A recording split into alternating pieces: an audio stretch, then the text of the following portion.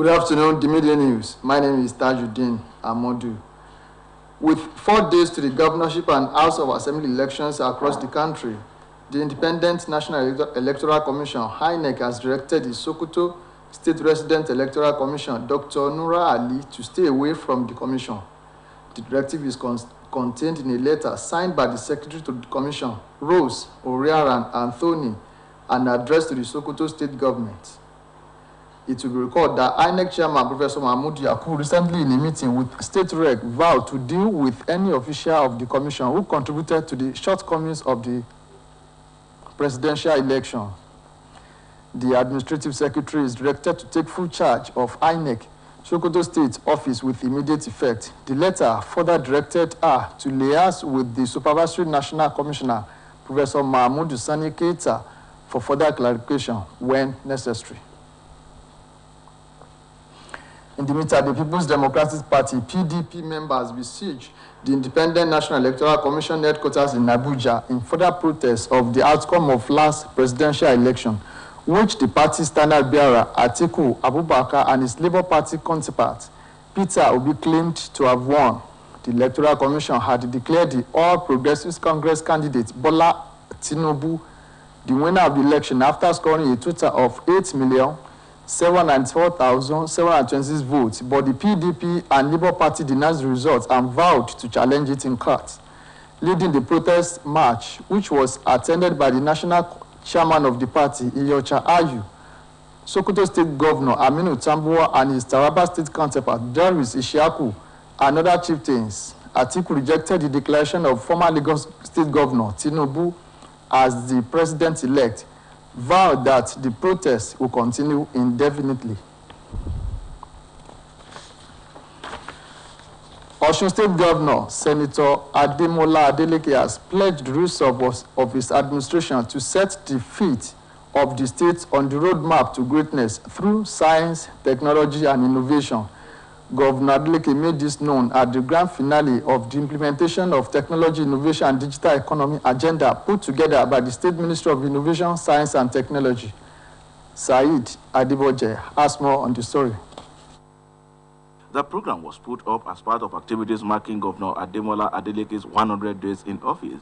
It had in attendance technocrats, accounting officers of state ministries, agencies, and parastatals. In his speech, Governor Ademola Adeleke noted that Osun State is the first to domesticate the federal government's science and innovation policies, a decision he said will take the state to a greater height. Governor Adeleke explained that the health innovation policy is a lofty idea that will be sustained, just as he noted that his administration has launched the Osun Google mapping that will ease trades and improve the state's economy. Expressing concern at the low level of internet coverage and network in the state, the governor said that he is ready to flag off the fiber optic network laying to allow maximum usage of the internet.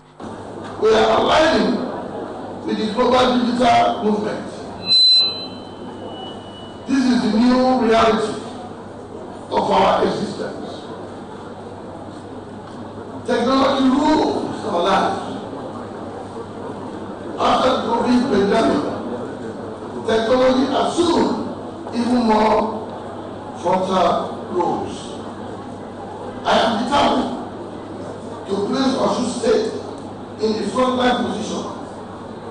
Osun must be on a global digital map. Earlier, the coordinating director, Ministry of Science, Innovation and Technology, Mr. Jimoh Adekilekun, explained that science and technology plays a vital role in the modern-day economic development, hence the resolve to ensuring that Osun State benefited from it. He appreciated Governor Adeleke for keying into the science, innovation, technology, saying that the state stands to benefit from the various policies. The ministry felt very, very grateful to you for making ICT and other related aspects of it to be relevant in the celebration of your 100 days in office. Speaker after speaker, including The representative of the Federal Ministry of Science, Technology and Innovation, Mr. Lateef Ajiboye, and Mr. Yakubu Musa explained that the policies will create conducive environment for business transaction, improve healthcare delivery, and qualitative education. For Osbc News, this is Saeed Adevoje reporting. A former Deputy National Chairman of the People's Democratic Party, PDP, Olabode George, has condemned the reported threat against voters of Igbo extraction in Lagos. Speaking at a press conference in Lagos, George expressed displeasure at the audacity displayed by those behind these threats. This was as he urged citizens of the state to go out and vote in the governorship election on Saturday, pointing out that adequate security will be provided for them.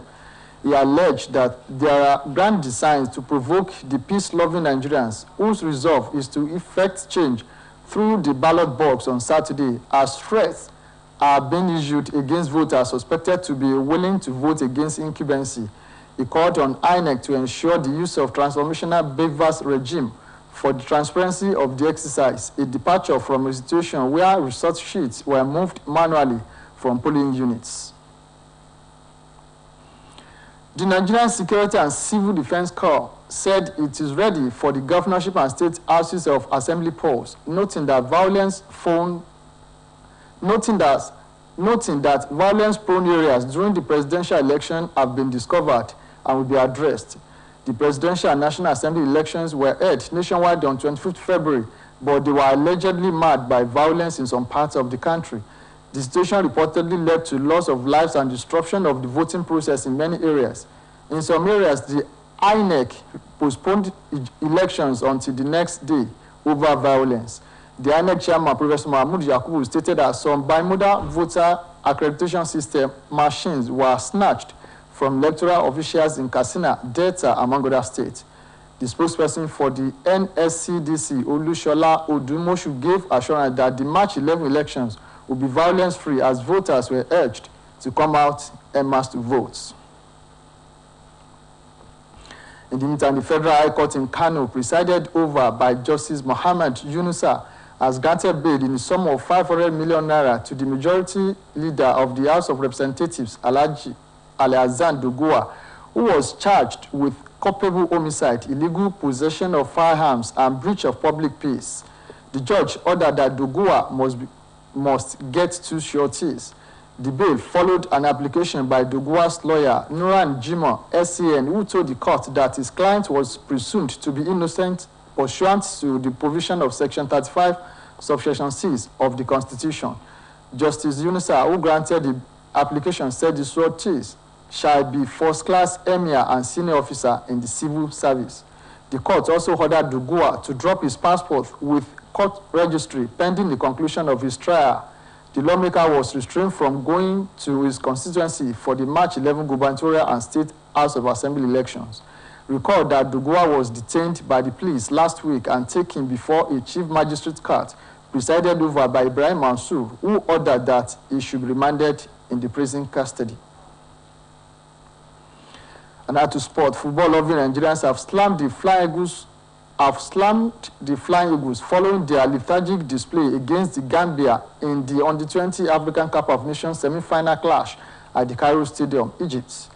Adama Bojang scored the winner for the Junior Scorpions 7 minutes after he raced onto a defense-splitting pass from Ibrahima Singatek. Despite trailing by the Hilly goal, Ladamboso's team dominated possession but lacked the brilliance in midfield to create chances and score. Forwards Ibrahim Mohammed, Samson Lawa, Aliru, Saki, and Francis Abubakar all failed to get their strikes on target, while substitute and Belgium-based forward Ahmed Abdullahi, who won a penalty in the 9 minutes of the game, watched agonisingly as his spot kick hit the left post and rebounded into play in the 85th minute. Gambia's goalkeeper Ebu Damfa, who was adjudged the man of the match for his brilliant display in goal for the Junior Scorpions, is yet to concede a goal in the tournament after 5 games. The Flying Eagles recorded 21 shots in the encounter, 4 on target, while Gambia had 3 shots and scored from one of the 2 shots they had on target. And on the foreign scene, Brazil's Justice Minister asked federal police to investigate report that ex-president Jair Bolsonaro tried to illegally import jewelry worth $3.2 US dollar gifted by Saudi Arabia as tax officials probe the second percent of jewels. The far-right former president had faced mounting questions over the jewels since newspaper Estado de Sao Paulo reported that custom officers blocked an aid to his former mines and energy minister, Bento Albuquerque, from bringing them into Brazil without paying the required import duty after an official trip in October 2021. According to reports, Bolsonaro administration officials intervened at least 8 times to try to convince custom officers to release the diamond jewel, a necklace, a ring, a watch, and a pair of earrings from Swiss luxury house Chopard that had been given to the president's wife. Bolsonaro denies wrongdoing. The scandal depended when Brazil's tax agency said it had opened its own investigation over reports that Albuquerque delegation entered the country with a second, previously undetected set of jewels, also a gift from the Saudi government. And that was the media news on Osbc television. It was edited by Babatunde Bolajitu. Join us at 3 for the state news. Good afternoon.